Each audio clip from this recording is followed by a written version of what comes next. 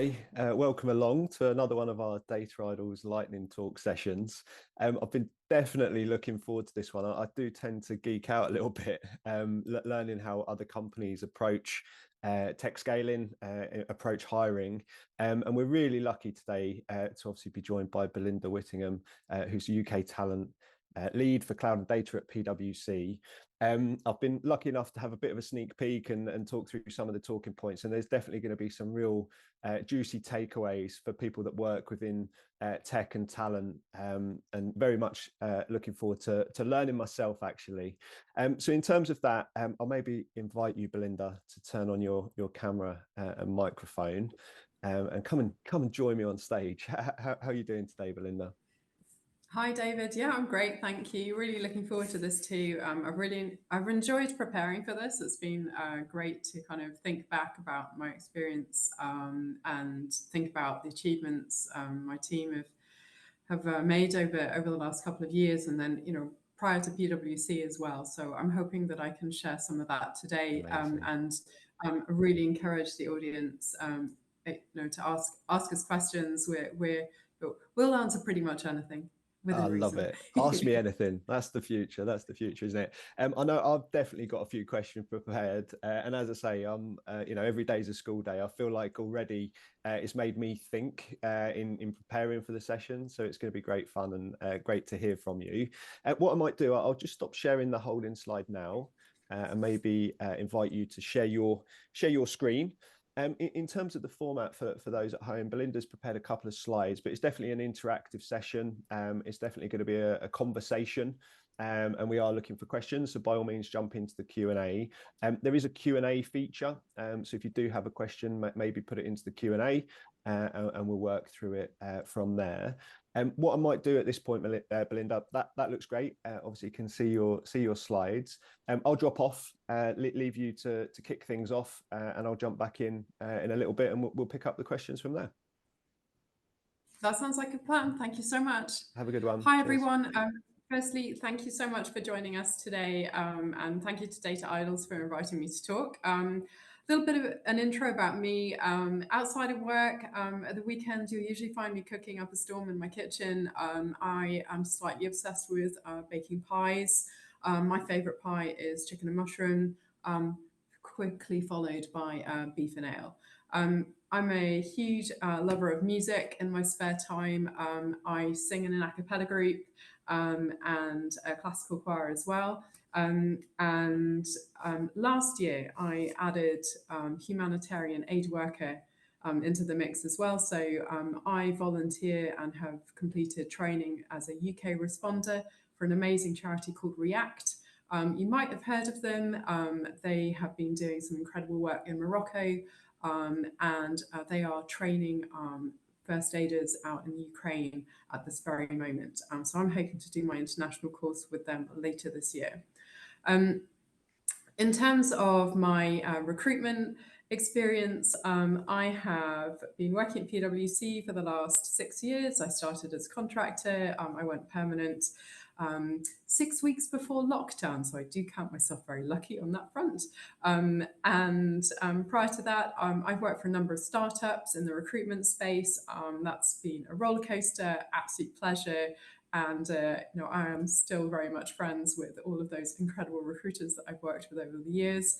I also co-founded a blockchain startup with some amazing tech connections that I've made over the years as well. And that is also still running, but I stepped away from that when I joined PwC. And at this point in time, my team are on this really exciting journey for PwC. We are scaling a completely brand new cloud capability out of the UK, but we work really closely with other territories as well. So there's got a bit of a global slant to it too. So I'm going to stop there and pass back to David for some questions. Perfect. I think it was useful actually seeing those couple of slides that you prepared, Belinda, in terms of talking through the process. There we go. Just by the power of magic. I love it. It's a well-oiled machine we have here. I found it really useful to kind of outline, these key sort of talking points. And I think in terms of today's session, it's definitely useful to use this almost as a bit of a blueprint to talk it through. In terms of that, you've obviously broken down your approach into pre-launch, candidate experience, skills pipelines, and tech community at this point. It might be quite useful, I guess, to kick things off perhaps by outlining, what you view as those 4 areas, and then dig into some questions from there. Would that make sense? Yeah, absolutely. So by pre-launch, I was really keen to share today, because I'm sure we have quite a varied audience of all the things that have to happen before our team go out to market to actually identify candidates. So we're going to talk quite a lot about that today, because that's something that I think it's behind the scenes, but it's front and center to a successful scaling of any team as well. The candidate experience, the recruiters on this call, they'll know all about that. You'll hear me talk about EVP, so the employer value proposition. And again, that's something that I'm really passionate about. I'm very lucky that I work in a team who are really obsessed with it and appreciate my obsession with it as well. And we're always open to ideas and pivoting all the time to look at better ways of doing things, taking feedback, listening to it, understanding why something actually didn't go the way we expected and how we make it better. And skills pipeline, this will be a very familiar one for the talent and recruiters on the call here. This is all around thinking about how to build those pipelines, but where you're going to find those people as well. And the tech community, again, a really important element of scaling any tech team is thinking about how you actually make those meaningful connections with the external tech community that you're trying to engage with. And that is specifically around talent identification, but also kind of long term as well. So it might be that we're not in a position to hire a specific skill set in the next 6 months, but next year we will be. And so if we've met somebody at a conference and we want to keep in touch with them, then it's thinking about those ways of kind of keeping in touch, making it meaningful, and hopefully reconnecting with them at a later date. Yeah, it's a funny one, isn't it? With recruitment, it sounds so simple, but it is definitely not, is it? There's definitely No. so much to it. And I would imagine in an organization the size of PwC, with the variety of clients you have as well, you're going to have to work very hard to, align your recruitment initiatives with the strategic objectives of the company. And as you say, that forward thinking approach, what's it going to be 12 months from now? And it's not being so reactive. It's having that sort of structured approach, which I'm definitely looking forward to drilling into. In terms of the pre-launch, then perhaps it does make sense to start with that. And I think when we first connected, you were talking with me and telling me about what the planning that goes into launching a new capability. You were talking about mind maps. I'd be keen to talk a bit more about that, actually, if possible, if we could drill into that sort of pre-launch phase. As you mentioned in the talk abstract, walking into the office, it's all going to start to kick off. Could you talk us through that a little bit more in terms of how you get things going? Yeah, sure. So that abstract that we put out into social media, I mean, it really was true. So PwC, this is very unusual what we've been responsible for scaling. We've built a kind of separate entity. So it is owned by PwC, and it sits within a line of what we call a line of service, but it's kind of under its own jurisdiction. So essentially, the way that we went out to market with it was, it's a startup within a big firm, and we really wanted to capitalize on that startup feel. And many of the people in the team, myself included, had been lucky enough to work for a number of startups. And so we took we took the time at the beginning when, when we were waiting for budget to be signed off to really, we actually went offsite. We had a couple of, we did, I think in total we did 5 days offsite. Not all at once, because obviously people have got their day jobs and stuff to do, but and we really worked through a huge amount of things. So the mind maps, I think the one that kind of comes to mind in particular was thinking about reasons why people would want to join us, and thinking about all the reasons that people might say no as well. Because when PwC is referred to in the press, we are always, if you hear anything on that PwC on the BBC or Sky News, or other news channels are available, of course, you can, it's PwC, the audit firm.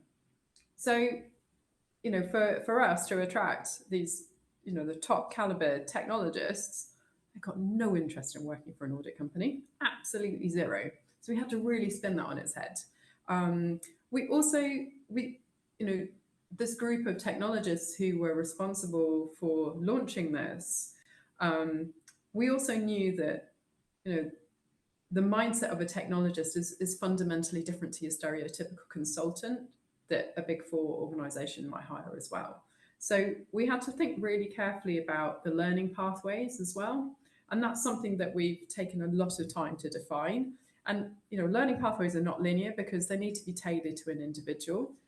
But we wanted to get the core foundations in place and think about incentives and goals in terms of technical certifications. And the reason for that comes back to that tech community piece, is that we knew that in order to be successful and attract the talent that we were hoping to attract, that we needed to make ourselves a destination. And so those mind maps were all around reasons people would say yes, but equally reasons people would say no, and how we were going to counter that. Now, I had my recruitment lens on, but I was working with a leadership team, so there are a lot of discussions equally around internal activation as well, in terms of how we were going to message out internally to the different lines of service, because we're a massive business, 19 offices, over 300,000 people globally. So this is a UK-centric firm, but we pivot to a lot of other territories as well. And then in terms of the other mind maps was the governance. So you can appreciate that with a company this size, the checks and balances in this place are phenomenal, and rightly so. There's a reason why we have all these checks and balances. But what we knew was that we needed speed as well, because at the time that we were launching, we wanted to ensure that we could move quickly, as in make commercial decisions quickly on the people that we were interviewing without barriers. So again, we looked at all the mind maps. There were all the critical pathways and what we needed to move out of the way, and what the other enabling factors would be. So like take scheduling, for example. We work really closely with our scheduling team, who are in another territory, and they were absolutely amazing. And we also worked incredibly closely with our executive support team as well, who was super helpful. And the other thing that we realized was that we needed to protect interview time. And so there was a big, very serious discussion, because obviously this has financial implications for us, the actual team, because if they were doing interviews, they're not doing client work. But we got to a point where we realized that the only way we could scale in the time period that we were allocating to scale, we had to protect time and ring fence this time. And it got to the point where people actually had to get permission from the overarching partner, the chief of staff, the COO. You call them in a smaller organization, to be excused from interviewing, because it was we made it the number one priority at that point in time. So there's a few examples there. So probably got some comments back on that, David, I'm sure. I've been scribbling away as you're taking notes. So I've definitely got a couple of talking points, and I have seen one question come in from the audience from Angela. So thank you very much for that question, Angela. We'll definitely get to that in one second. I think, yeah, I've got three immediate talking points. I think Belinda. I think the first one actually, but before we talk a bit more about the mind maps, because I find this really fascinating, and you've broke it down into all the different areas and stuff like that. But you've talked about making hiring your number one priority. How did you get that level of buy-in within the organization? Was that coming, from the top down? Were you able to manage upwards and influence, from the talent and recruitment side of things? How did you get that sort of cohesion across the company that this is the top priority? We have to ring fence this time and we have to make this happen. I would say it had to be a very joined up approach. So I worked really closely with my team to provide the talent insights. So we used a variety of different tools on that front, and market intelligence, and absolutely the leadership were hugely behind this. We were being really closely watched by the executive board of PwC, who sit at our headquarters at Embankment Place. So that is Kevin Ellis's team. And we were accountable to them. So we needed to be providing them with updates of the level that we were scaling. So there were some very ambitious plans of where the headcount needed to be in order to be able to be in a position to, number one, build assets, and number two, commercialize. And commercializers going out to market, selling those assets to our clients. But in order to have those things in place, you have to have a huge internal, and this is where I was saying about the kind of internal activation, in order to kind of line all of those things up. And nothing goes linear in recruitment, as we all know on this call. And so the leadership were really clear on the goals and the milestones, and so that's how we got to a point where they knew that the biggest hurdle that we had to get over the top of, I should say, was having a critical number of people in place that enabled us to move to the next phase, which was commercialization. Amazing. So there you go. Yeah, it makes a lot of sense. I love to hear it. As I said at the start, I always find it so fascinating seeing how different companies approach this. And I think some of the things that you've touched on there, they apply whether you're a company the size of PwC or actually whether you're a smaller startup or scale up or whatever. There's common talking points there for sure. The other thing that you touched on in the pre-launch phase was actually working with different teams, aligning across different, whether it's the scheduling team, whether it's some of the hiring managers and technical stakeholders and stuff like that.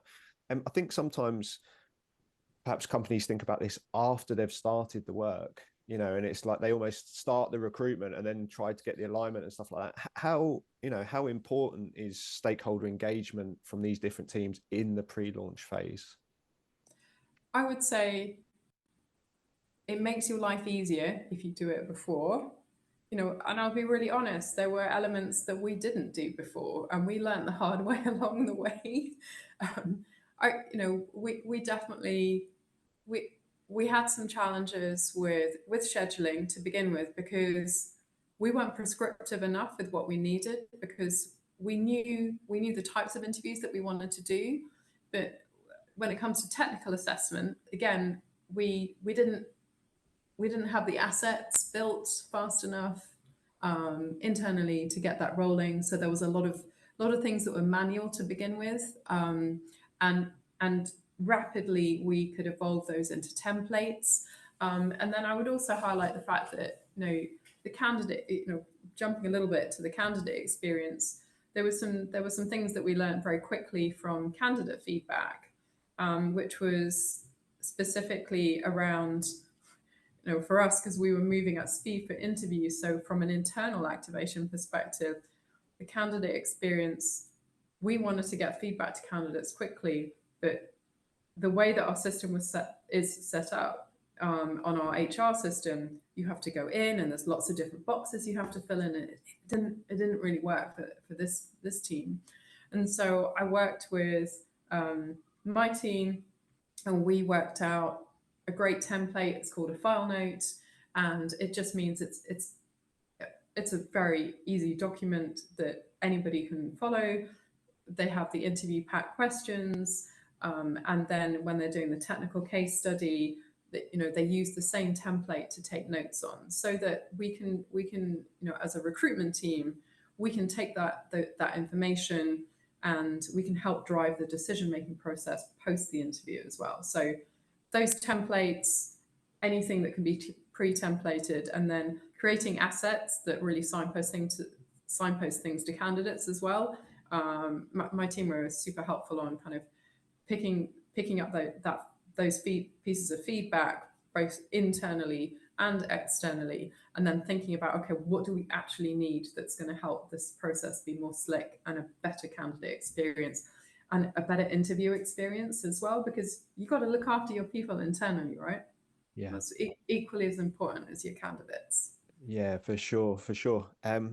Yeah, lovely, and I'm definitely going to be digging into some of these assets, I think, in the candidate experience. But before we get to that, keen to keep talking a little bit more about these sort of mind maps that you were talking about earlier.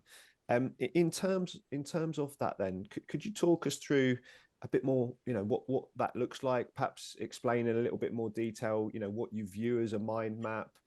Do you use particular software or tools, or is it on a whiteboard, or how could you talk us through that process? Sure. So initially, like huge whiteboards. So some of our meeting rooms have got kind of door to window whiteboards. So one of the first things that we did was we mapped out one afternoon all the touch points for recruitment, and all the different teams who interact with the recruitment team along the way, from role sign off through to the candidate actually coming through the door on their first day. And it was wild. When you see it mapped out, it is completely mind blowing, and you realize how many different points that something could potentially go wrong as well. And that's why I was referring earlier to the critical pathway, because we really looked very closely at what do we need to stay hot on in a really competitive tech market as well. And that we really thought, and we're going to talk about it later as well around that candidate experience. We really thought carefully about the candidate comms, and what messaging we needed to make sure that was really consistent throughout the whole candidate process, and equally at the interview process as well, making sure, from a mind map perspective, we really thought through about the assets that our interviewers needed to be consistent with how they're pitching this opportunity as well.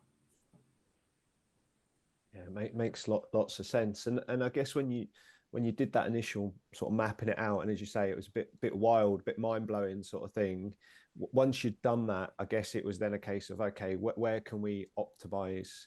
Are there areas where we need to keep it as it is because we need the robustness, but are there areas where we can be quicker, and perhaps and that was the outcome for you, was it? You optimized for speed? Yeah, we definitely wanted to go for speed. We knew, as a kind of experienced recruitment team for the UK, what the average time to hire was from, yeah, I'm sure you understand that phrase. But what we knew we needed to do was to bring that down.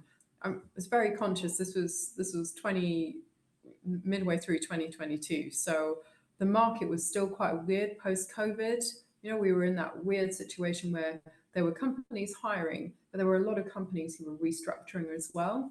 And so there was also, we were very conscious that we needed to be quite sensitive as well, because some of those layoffs were actually, were PwC clients as well. So, I think, sharing some hard experience there, that sensitivity is really important, because we were in a situation where we knew the headcount that we were trying to hit, but you can't help everybody either.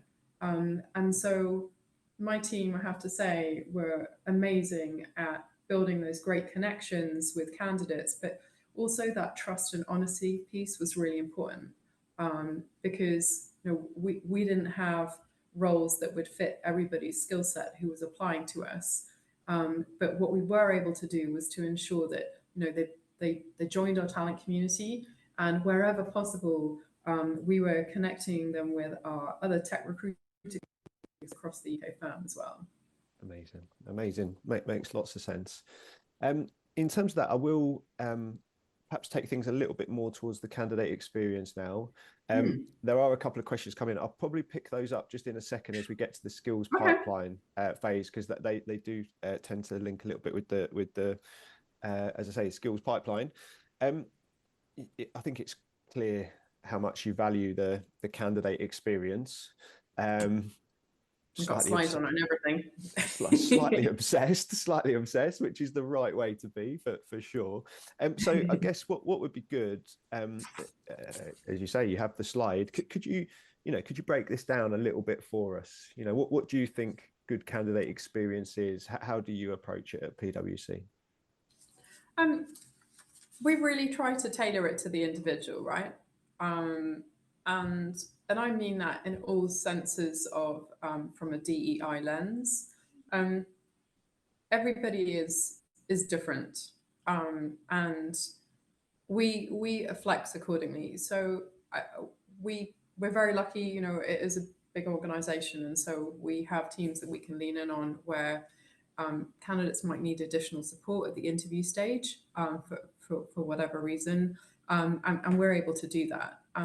For people listening who perhaps are working for a smaller company, I think my experience there of having supported a number of startups over the last 10 years is that have those conversations and just be open and open with people, and just say, is there anything we could do to make the interview experience easier for you? And it might be that they prefer to be in person. It might be that they really don't. But equally, you have to kind of keep in mind as well that there are certainly roles where, for us, we need people to be, for the majority of the roles that we have, they need to be pretty client facing. So that also needs to be something that they're comfortable with. So those touch points are really important. I find that technologists, remember, they are a very well informed audience. But my experience of being a tech recruiter for over 10 years now is that they really appreciate clear signposting. So if you can explain the process that is going to take place, that's great. If you have a slide, or in our case, one of my team designed a PDF that we could share. Once somebody had been selected for interview, we were sharing a PDF with them to reiterate what had been covered off in the pre-screening call. And we found that was super helpful, and people really appreciated it. But also, it then opened up the opportunity in that communication channel, which is super important, for people to ask further questions, because we deliberately asked that question in the email saying, here's the process. Is there anything we can clarify for you? And that definitely made a good difference.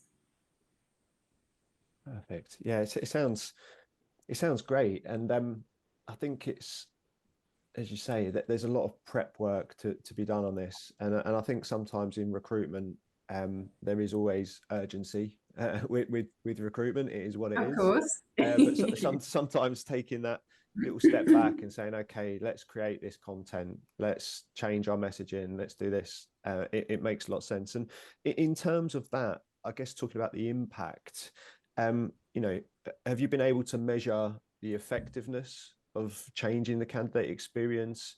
Yeah, so we have what's called pulse surveys, and they're actually carried out every 3 months, and that really is to check in.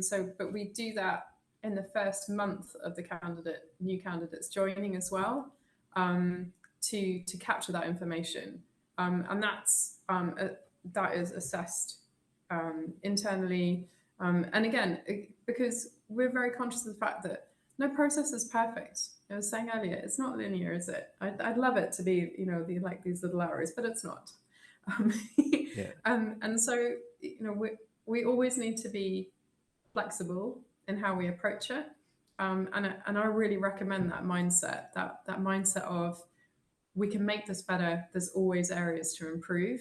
And for me, that's I don't find that intimidating, and I hope that for people listening, it's not supposed to be an intimidating thing. It's a striving for excellence, and really, I don't know, seizing those opportunities. And somebody, just snippets of information from candidates, and it might be like a really off the cuff comment from them.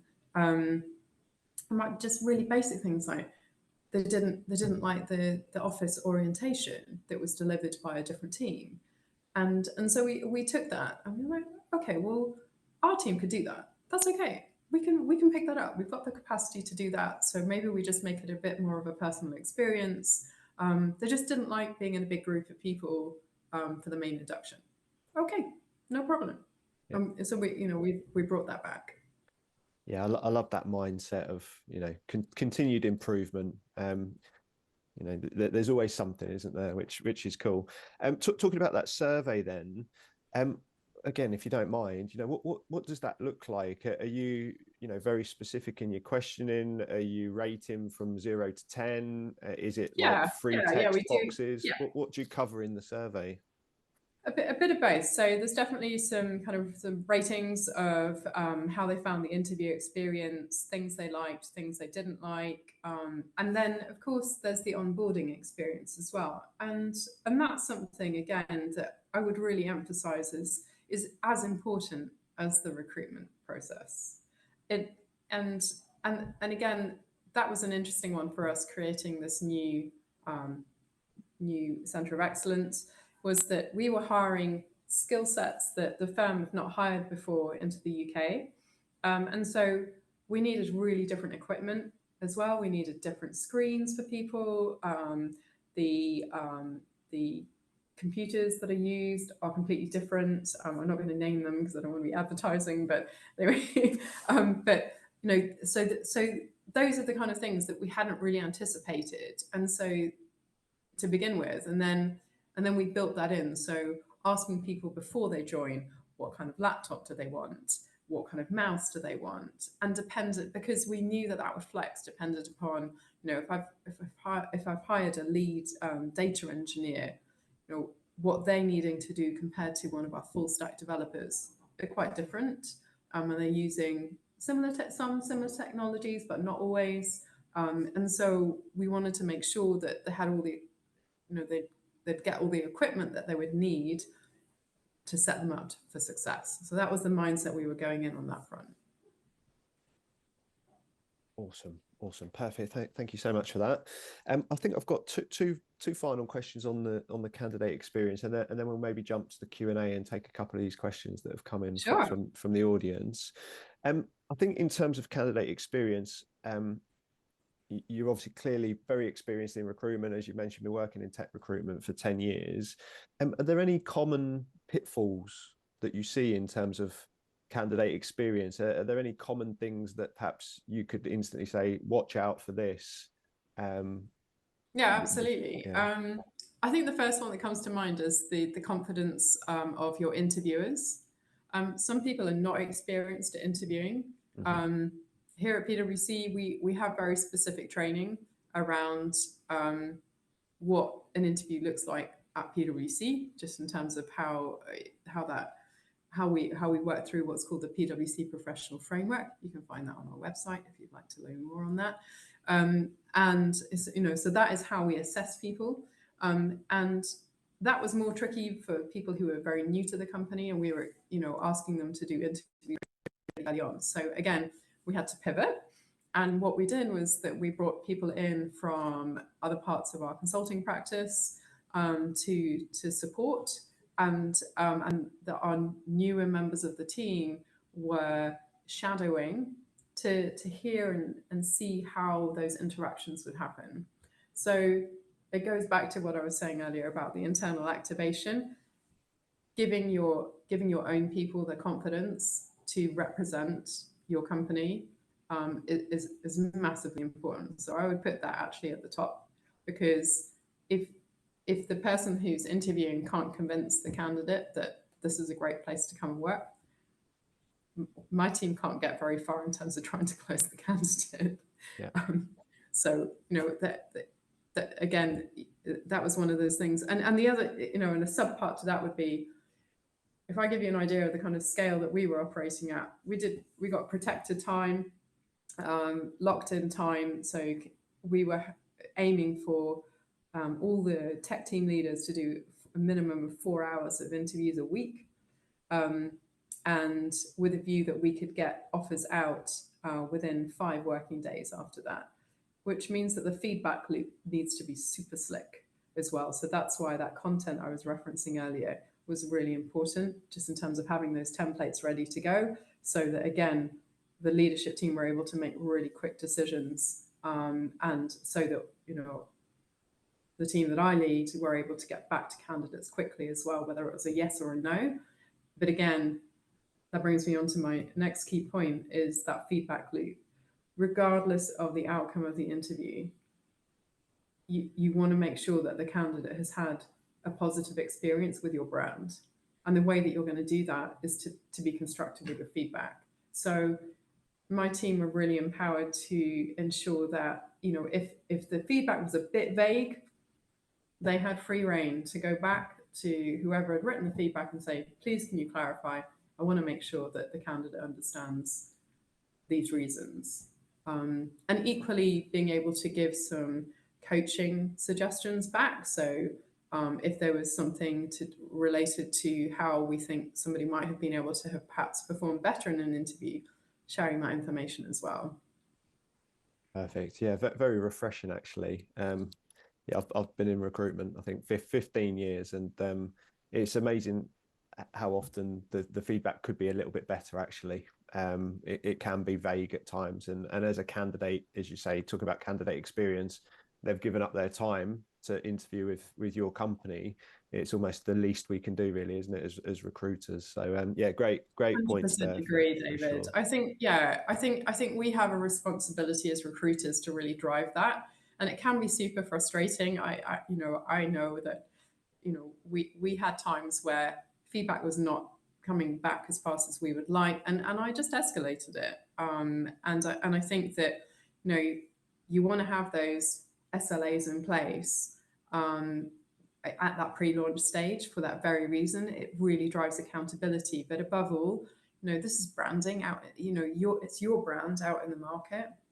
So that's why it's so important to get it right, because candidates will always remember how we made them feel, whether it's the recruiter or the person who's interviewed them. So Amazing. If you get that right, we head more towards a yes when it comes to offering. Yeah, perfect. Yeah, preaching to the converted. I'm on board with that one for I can sure. tell. I'm in.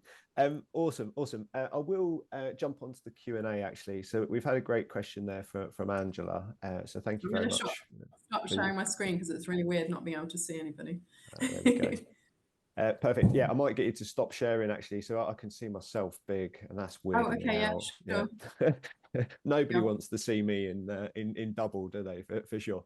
But yeah, in terms of the question that's coming from Angela, Angela's asking, how do you identify what skills gaps your teams have currently in order to decide what needs to be in the skills pipeline? Okay, great question. Thanks, Angela. So this is a very important dialogue to be constantly having with your resource management team, or whoever's responsible for driving that, and also with the tech team leaders. So I'm a naturally very nosy person, and thankfully so are the members of my team. And so we are just really proactive in that. We will go and speak to them, we'll ping them, we'll check in with them. We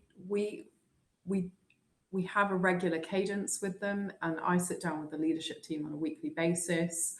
But equally, I find that actually my top tip is go and sit with the team, because you will learn so much from just being sat on the desk and interacting with your colleagues. And if that's not the norm, honestly, give it a try. It works a treat. I'm so pro my team being in and embedded in with the teams that we recruit for. I think it's vital to get to know your stakeholders on that level to be able to successfully recruit for them. Yeah. And it works. You know, I promise you, it works. So it's finding those touch points that make everybody feel confident that we're pipelining at all times, so that we're not having to, we can be strategic rather than reactive. Makes sense. Makes sense. That leads on very nicely, actually, to a question from Amy. And Amy's asking, you know, how do you almost assess the market? So you've talked about obviously your internal needs, sitting with the stakeholders, assessing where the gaps are and stuff like that. But part of it is also going to be then you guys, I assume, assessing the market. Where are these people? Where are these skills and stuff like that? And how do you approach, you know, assessing the market before launching a new recruitment initiative? Sure. So we work closely with Gartner, and also you know, we have access to the talent insights on LinkedIn as well. Brilliant. So I would say that those two in particular are usually our starting points. Especially one of the most important things around technology and technologists would be location, right? So, you know, we had to make it really clear to people that we had particular hubs that we were aiming to hire into, and that the expectation would be that these were not remote roles either. So that was a bit of a shock to some people, because obviously there's a big shift in culture on that front. And so again, we had to really clearly signpost to people what the expectation was of being physically in an office. And my team had to be really on it just around really drilling people about their commute as well. And without, yeah, I mean, we didn't want to sound weird about it, but at the same time, we were just, you know, oh, so I noticed that you're based in Southampton, but you want to have a London-based role. You know, that's, you know, I know for a fact that that's a very expensive commute, right? So realistically, how often is somebody going to be willing to do that? And does that meet our business requirements as well? So there's definitely some harder conversations to have with people on that front, but really important ones that actually help drive decisions as to whether we would bring somebody into an interview process or not. Yeah, great point. And I've definitely experienced that firsthand myself. Everyone, yeah, I can do that. That's easy. No problem at all. And then you get to the business end of making the offers, and it turns out it's 2 hours each way, and it doesn't quite line up, and very, very frustrating. So yeah, get that out early, which makes sense. There's a question there from Adam, which again talking about sort of skills. Adam's asking, how do you balance the need for technical skills with soft skills in your recruitment process? So we do 2 different interviews, Adam. So the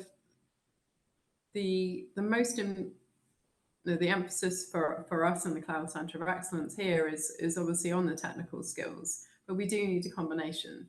So they have to pass the technical assessment before they proceed on to what's called the PwC professional, and that is the soft skills. So we look at global acumen, technical and digital. We look at inclusion, global and inclusiveness. Along those lines, there's 5 core pillars that we look at, and we're very transparent about that on our website as well. So my team, again, were awesome at pointing candidates to the various different videos and top tips and things on our careers page, saying we really recommend that you read through this, understand it, and think about what are the areas that you relate to the most, so that you can speak about that. And that comes back to your company culture, because you can have you can be the most awesome data engineer, but if you're not bought into the culture of a particular company, then the likelihood is going to be really limiting for you in terms of your career progression as well, and your ability to lead others within that environment. So that was something that that's a standard process with our organization. and not unique to the Cloud Centre of Excellence. But we knew that those two interviews were absolutely vital. For the more senior hiring that we did, and there was a lot of that, the partners were involved with the final interviews as well. And again, that was more around, it was around those softer skills, but you know, they have a lot more experience on the leadership front. So they were really going into, you know, we discussed again in that mind mapping phase around the areas that they were going to focus on in terms of what are our non-negotiables for team leadership. Because again, that was a success, that was a core success factor for us, is to have those great team leaders in place in order for us to scale. Amazing. Sounds good. Question from Adnan. It's a great question, Adnan. I'd definitely like to get Belinda's take on this one, but Adnan's asking quite simply, what's your view on the 2024 tech job market? What are you seeing at the moment? What do you think 2024 looks like, Belinda, in terms of tech recruitment? I think it's really specific. I think there's less general hiring at the moment, and where organisations are hiring, they have very specific skill sets that they're after. So what that means is it's demand driven, and organisations are being less speculative on making more general hiring. So, for example, how would I give an example of this? Take for us at this point in time, we're near the end of our financial year. So at the moment, our business is really focusing on closing out that financial year and also all the planning that's going into the next one. So that's a natural kind of cycle down in the level of the volume of hiring that our organization will do at this time of year. Totally normal for us. So I'm not worried about that because I know it will pick up from the summer. So our new financial year, for everyone's information, starts in July. And the reason for that is because the audit side of our business, they're busy doing all the taxes and things for organizations from before the new financial tax year. So we do ours later in the year. Busy summer is what you're saying, potentially. Yeah, I would hope so. I think that, there's no doubt, right, that there's some massive economic factors here. There's a lot of instability in currency and in the FX space right now. You've got a lot of political uncertainty, and you've got the US and the UK. Actually, there's 53 countries going for elections this year, new government elections. So I would say that a lot of organizations are waiting to see what's going to happen. But I think that we're in for a really busy last quarter of the year. That sounds good. I'll hold you to that, Belinda. I'll be coming back in Q4 to check. Yeah, I must admit, obviously we cover the whole market in the data recruitment space, and it very much lines up with exactly what you're seeing, and we're seeing it industry by industry and pockets by pockets, and everyone seems to be very thoughtful in terms of how they approach recruitment at the moment. And obviously there was a period you talked about earlier, post-COVID. We had that crazy boom, and it was like hiring was just so fast paced and stuff like that. And there's been a little bit of a correction. So yeah, definitely a line up with that one. I'll jump straight to the question from Charlotte Williams. Thank you very much for your question, Charlotte. Charlotte's asking, how do you overcome the challenge of hiring managers not having enough time to interview at scale? And I think you did touch earlier about having that buy-in at the very senior level and stuff like that. But is there anything else you could add in terms of Charlotte's question there about getting that hiring manager time to do the interviews? Yeah, sure. I guess I'm a bit stealth on this, if I'm honest, Charlotte. I know, because I work really, our team have to work really closely with human capital, that when it comes to performance management year end, so our performance reviews, if you're in a management role, you have to be able to prove how you've strengthened and grown the team. So that's the starting point for that accountability. And then the leadership, leading by example is really important. So that's why with the leadership, and it was my suggestion, was that we ring-fenced time for interviews. And in fact, it was the partners who went one step further and turned around and this is non-negotiable, sorry, get my words out. And if anybody is not feeling like they're able to do an interview, then they need to come and speak to us directly to explain why. Now, there are always exemptions, right? And, one of the things I would say on that is that we definitely got people who are, sorry, the lights are going in the room. We definitely got people who got like interview fatigue, and that's something you really need to watch out for, because if you have people who have interview fatigue, their decision making is off. So we also actually had to rotate people out to ensure that they could come back with a kind of fresh mind as well. So yeah, just a little add on there. It's a thing, interview fatigue for sure. I guess I'm going to jump to, I'm conscious of time. We've got about five minutes or so left. So I'm going to get through a few final questions and keep the takeaways coming. I like to always ask where the hardship came from. So obviously, you've explained, coming in, you've had to ramp up, hiring, you're clear on your objectives and all that sort of stuff. But I was just wondering what were perhaps some of the hardest lessons in that first 3 to 6 months? Is there anything you can share there? Yeah, sure. I think one of the most overwhelming things to discover was the fact that we were starting from ground up on our external engagement. And what I mean by that is nobody knew that PwC were trying to build a cloud center of excellence.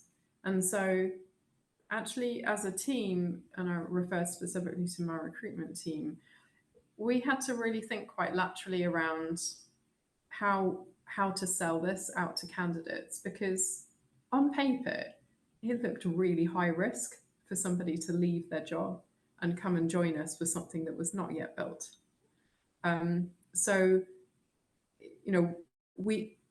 people saying no to us was quite hard to deal with to begin with. And, I'll be honest, I'm a very sensitive person. So I took it quite personally to begin with.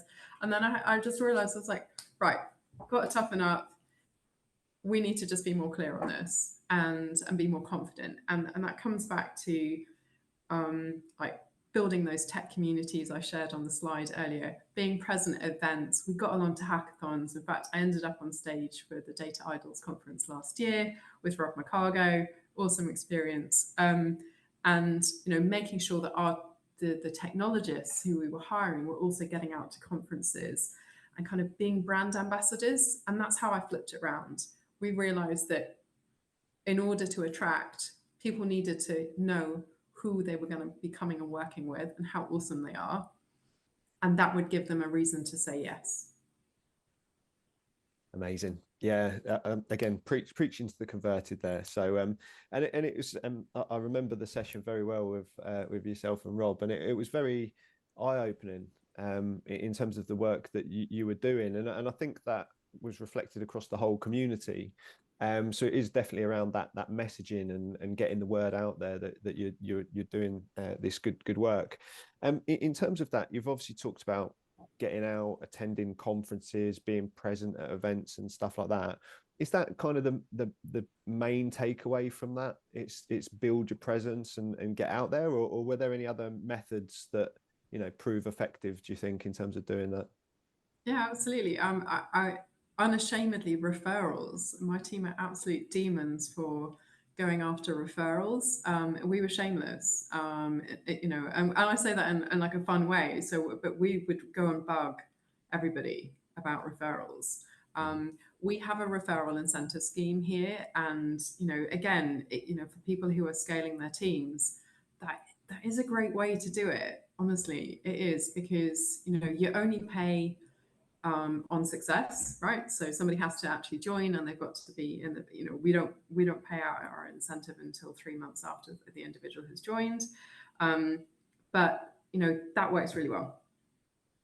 Good tip. I'll take that one. So sounds good. I guess drawing things to a little bit of a close, I might do a little bit of rapid fire, and it's talking a little bit about talent in talent attraction in general.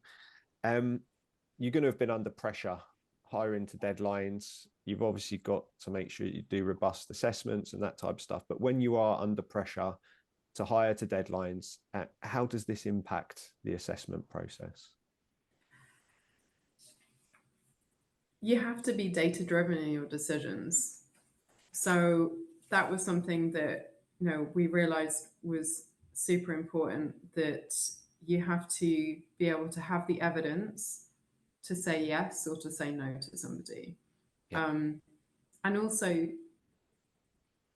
be really honest with your stakeholders. If we work, I said earlier, there's the whole technologists are an intelligent group of individuals, right? And but sometimes they can be quite unpredictable as well. And so there might be things that actually constitute a red flag. And again, I had to really ensure that my team were empowered to if they felt that there might be a red flag for whatever reason, that number one, they could come to me first and foremost, but number two, like we talk about how we would escalate that as well. And that's super important. It would be wrong of me to say that we got it right every single time, because we didn't. And there are people who have left the team where it wasn't the right match, and it might be not the right match for them or not the right match for us. And treating those people well, as best as possible in that situation. It's really hard, and it's a discussion that is led by the leadership. But you have to be compassionate in these situations as well. Yeah, sounds good. Sounds good. And I think final question from me. I guess it's going to be difficult to summarize, but in summary, if you had sort of top three tips for anyone looking to scale tech teams, could I put you on the spot and ask for 3 tips? Yeah. Yeah. All right. So here we go. Number 1, set the assessment bar. So if you're hiring data engineers, what does good look like? And define it, write it down, and hold your interviewers to account. And that includes when they're giving feedback about an interview, does it hit this criteria? Because that way you ensure that you're setting people up for success and not for failure. Number 2, don't be afraid. This is definitely for talent acquisition and hiring managers as well. Don't be afraid to say no, because that might be the best commercial decision you make. And finally, internal and external activation go hand in hand. It takes time, the goalposts move, but if you're working together, great things can happen.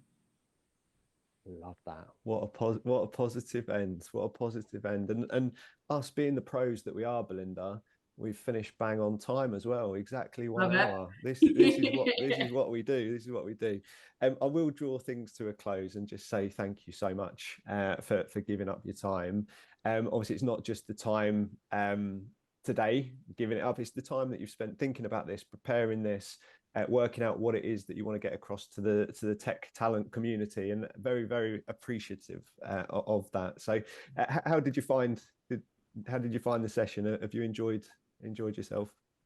I've really enjoyed it. I mean, I feel like we could all probably sit down in the pub and carry on these discussions. There's so much more to talk about. And it goes without saying, if anybody wants to connect with me on LinkedIn and talk about stuff more, I'm very happy to do so. And I think that, hopefully a few nuggets of info there that people can take away and really put into action. So I wish everybody all the best on that front.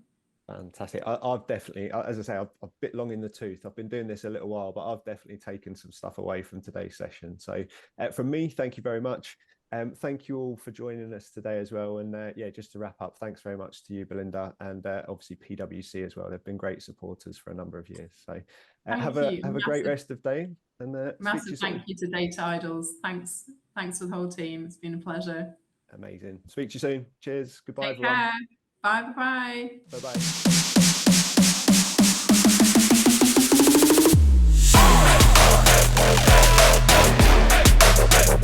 bye.